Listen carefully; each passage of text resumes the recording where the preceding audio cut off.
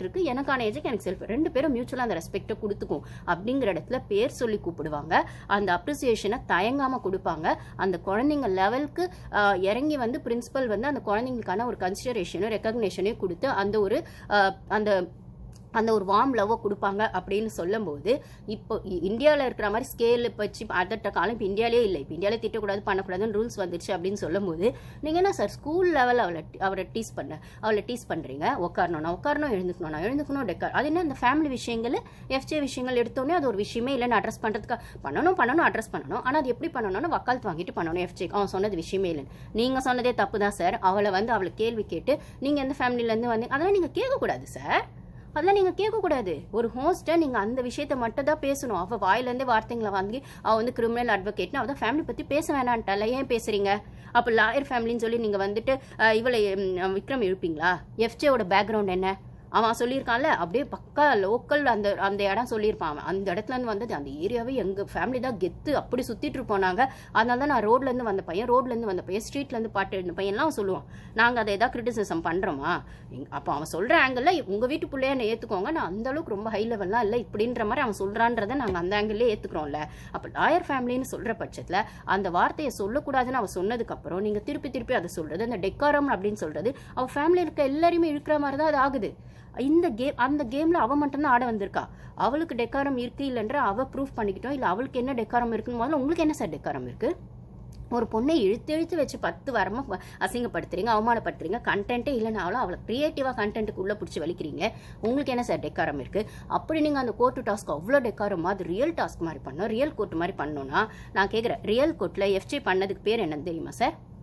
ஒரு பொண்ணை ஹராஸ்மெண்ட் பண்ணிவிட்டு அதுக்கான விஷயங்களை பண்ணி அப்யூஸ் பண்ணிவிட்டு அவள் வந்து அது இல்லவே இல்லைன்னு சொன்னால் தப்பாயிருன்றதுக்காக இது ஒரு ஜஸ்ட் பிபி டாஸ்க் என்னன்ற மைண்ட் செட்டில் தானே சார் அவன் பண்ணான்.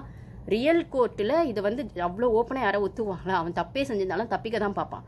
ஒத்துக்கிட்டா அவனுக்கு தண்டனை கிடைக்கும்ன்ற அவன் பயம் அவனுக்கு இருக்கும். அவனுக்கு வாதாடுறதுக்கு போகிற வக்கீல் கூட இல்லை உன் கேஸ் வீக்காக இருக்குது, இந்த பக்கம் வந்தால் என் பேர் கெட்டு போயிடும்னு சொல்லுவாங்க. விக்ரம் தைரியமாக வந்து வாதாடினான். அப்போ எங்கே சார் போச்சு உங்கள் ரியல் கோர்ட் டாஸ்க்கு? விக்ரம் தைரியமாக வந்து நீ சாரி சொல்லிட்டு இந்த கேஸை ஒன்றும் இல்லாமல் ஆக்கிடலாம் அப்படின்னு சொல்கிறான். நானும் அதுதான் மச்சான் யோசித்தேன் அப்படின்னு சொல்கிறான் அவன். ஓகேவா? அதுக்கப்புறம் அது சாரி கேட்டு ஒன்றும் இல்லாமல் ஆக்கிட்டுங்க. எதிர்த்தரப்பு வாதம் வைக்கவே முடியல அப்படிங்கிற மாதிரி ஆயிடுச்சு. ஜட்ஜுக்கு ஒன்றுமே புரியல சுபிக்ஷாக்கலாம் இது எப்படி கொண்டு போகுது. அப்போ இன்ட்ரெஸ்டிங்காக கொண்டு போனோன்னா நீங்கள் அது ஆஃப் பண்ணதே தப்பு தானே சார்? இன்ட்ரெஸ்டிங்காக கொண்டு போயிருக்கலாம்ல. இல்லை அதுக்கு நீங்கள் விக்ரம் என்ன கேள்வி கேட்டிருக்கணும், ஏன் விக்ரம் டப்புன்னு ஆஃப் பண்ணிட்டீங்க? அப்படி ஆஃப் பண்ணிட்டு எப்படி சுவாரஸ்யம் இருக்கும்? சுவாரஸ்யம் இருக்கணும்னா கலகம் பண்ணணும்ல, சுவாரஸ்யம் இருக்கணும்னா கேள்வி கேட்கணும்ல, சுவாரஸ்யம் இருக்கணும்னா எதையாவது ஒரு குட்டியை குழப்பணும்ல. ஏன் விக்ரம் நீங்கள் குழப்பாமல் அப்படியே சட்டில் ஆக்கிட்டீங்க அப்படின்னு கேட்க வேண்டியது தானே சார்? சுவாரஸ்யம் இருக்கணும்னா நீங்கள் அந்த கேள்வி விக்ரம் கிட்ட வச்சிருக்கலாம். இல்லை எஃப்ஜே நீ அவ்வளோ தைரியமாக எப்படி ஒத்துக்குவா? ரியல் கோர்ட்டில் அவ்வளோ தைரியமாக ஒத்துக்குவே ஒரு தப்பை செஞ்சுட்டு பனிஷ்மெண்ட் கிடைக்கணும்ல. அப்போ அவங்களை ஒத்துக்கிட்டதுக்கு என்ன பனிஷ்மெண்ட் வீடெல்லாம் சேர்ந்து கொடுத்தீங்க அவனுக்கு? அப்படி பண்ணியிருக்கிறது கூடாது ஒரு பொண்ணை.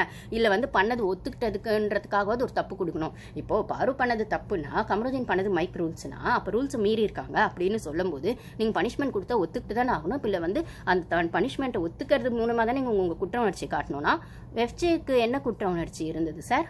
அப்போ அந்த குற்ற உணர்ச்சி அவன் ஒத்துக்கிறதுக்கு அவனுக்கு என்ன சார் பனிஷ்மெண்ட் கொடுத்தீங்க? இல்லை அவன் அந்த தப்புன்னு அவ்வளோ தெளிவாக தைரியமாக ஒத்துக்குனதுக்கு அவனுக்கு பனிஷ்மெண்ட்டே கொடுக்காதப்பா அது எப்படி சார் ரியல் கோர்ட் ஆகும்? அப்போ உங்களுக்கு தேவைன்னா அதை ரியல் கோர்ட்டில் வச்சிருவீங்க, இல்லைன்னா அது ஃபன் கோர்ட்டில் வச்சிருவீங்களா?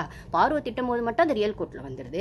விக்ரமை வந்து என்ன சொல்கிறது, இப்போ சொல்கிறது பாரு, விக்ரம் அரோரா இவங்கெல்லாம் ஆடினது பேசினதுலாம் எனக்கு ரொம்ப பிடிச்சிருந்தது. அவங்க வந்து எப்படி வந்துட்டு அந்த கோர்ட்டை இன்ட்ரெஸ்டிங்காக பண்ணாங்க. 5% அவங்க பண்ணாங்க, மிச்சம் 95% பாரு வந்துடுவா. அப்படி தானே? அதுவும் அந்த கனி எழுந்து சொல்லிச்சு, ஏமா கனி உன் ஜிப்பு ஆய கொஞ்சம் மூடு, நீ 10 வாரம் பேசி பின்னாடி பேசின வேற எதையாச்சும் நீ பண்ணியிருக்கியா?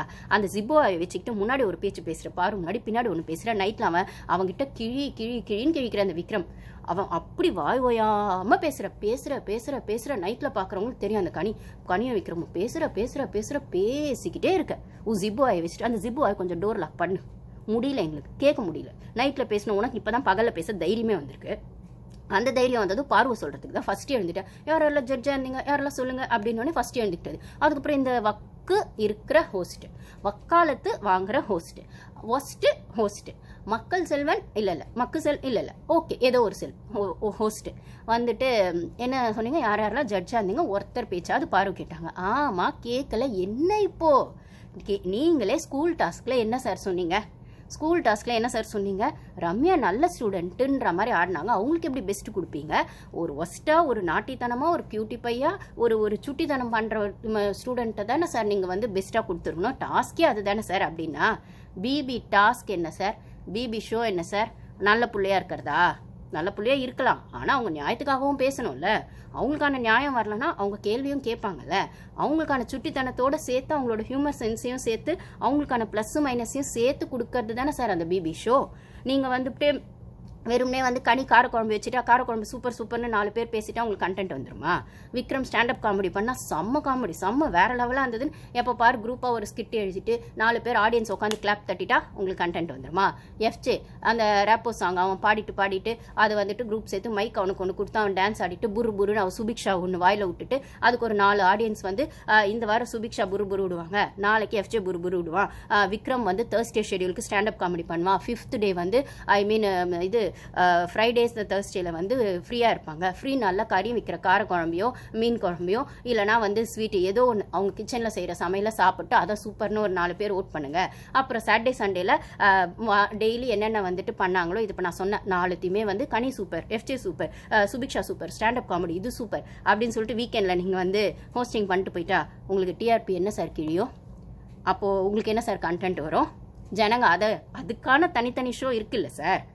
உங்களுக்கு சமையல் பண்ண ஒரு ஷோ இருக்குது, காமெடி பண்ண ஒரு ஷோ இருக்குது, மியூசிக் பண்ண ஒரு ஷோ இருக்குது, அப்புறம் வந்து தனியாக இந்த எக்ஸ்ட்ராவாக புரு விடுறது அது என்னது அந்த பீட் மியூசிக்காக அதுக்கு இப்போ தனியாக அதுக்கு ஒரு குரூப் இருக்குது. ஸோ அப்படின்னு சொல்லும்போது அதுக்கு தனித்தனி ஷோ இருக்குல்ல சார். பிக் பாஸ் ஷோ என்ன சார்? எல்லாத்தையும் கலந்து மிக்ஸ் அண்ட் மேட்சாக அதில் இருக்க சுவாரஸ்யத்தையோ அதில் இருக்க மிக்சடு எமோஷன்ஸையோ ப்ளஸ்ஸு மைனஸ் இந்த இந்த இந்த இந்த ஒரு விஷயங்கள் அந்த ஒரு விஷயங்கள் எல்லாத்தையும்